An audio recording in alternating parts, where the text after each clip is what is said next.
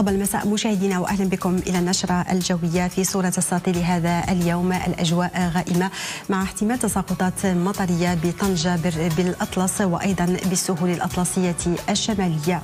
وغدا بمشيئه الله سيبقى الطقس باردا مع تشكل الصقيع محليا بالاطلس بالمنطقه الشرقيه بالمناطق الداخليه وبالجنوب الشرقي. كما يتوقع نزول امطار ضعيفه ومتفرقه بالواجهه المتوسطيه بطنجة لوكوس والسايس، وقطرات مطرية محتملة بشمال المنطقة الشرقية بالأطلس والريف. زوابع رملية ورياح قوية ستهم جنوب المنطقة الشرقية. أما درجات الحرارة أدناها ستصل إلى درجتين ببولمان، 5 درجات بإفران، 9 درجات بمكناس، بعرفة، فيجيج، وجدة والناظور، 13 درجة ستسجل بالحسيمة والدار البيضاء.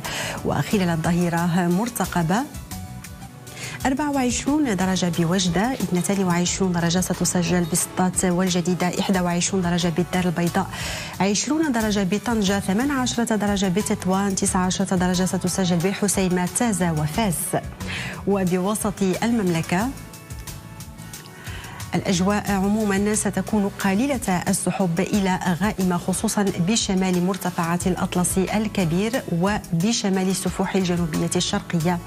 درجات الحرارة الدنيا ستصل مقاييسها إلى 8 درجات ببني ملال، 9 درجات مرتقبة بالصويرة، 10 درجات بورزازات، 11 درجة ستسجل بالراشدية، مراكش، تالودانت وقليميم.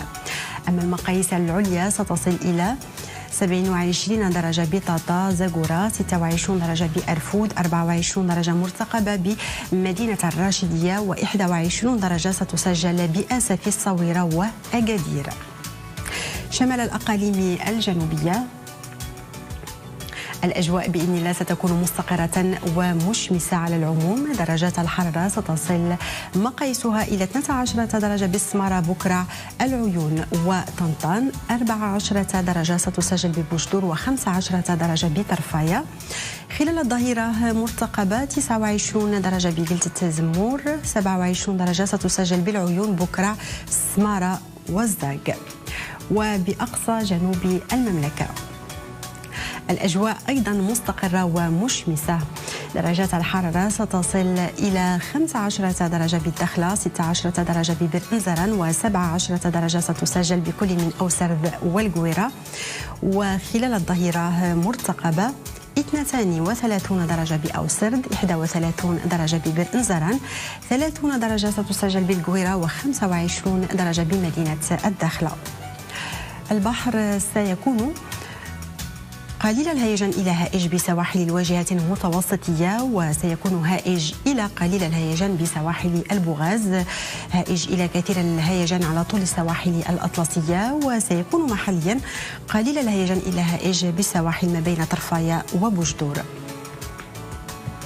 المد بمدينة الرباط في تمام 5 صباحا و6 دقائق، و5 مساء و26 دقيقة، والجزر في تمام 11 صباحا و18 دقيقة، وتمام 11 ليلا و34 دقيقة. شروق الشمس على الساعة 7:34 دقيقة، والغروب على الساعة 7:34 دقيقة. يوم الثلاثاء المقبل بمشيئة الله سيبقى الطقس ممطرا بشمال ووسط وشرق المملكة، مع تساقطات ثلجية ضعيفة بالقمم الأطلسية. وإلى غاية يوم الجمعة بمشيئة الله طقس ممطر بالشمال، بالوسط، بالشرق وبالأطلس، وانفراجات سقوطات ثلجية ضعيفة بالقمم الأطلسية.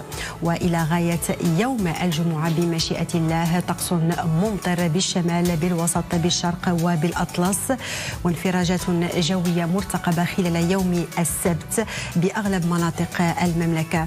ابتداء من يوم الأحد بمشيئة الله أو تساقطات مطرية ستهم مجددا المناطق الشمالية والوسطى، وأيضا مرتفعات الأطلس مع تساقط الثلوج.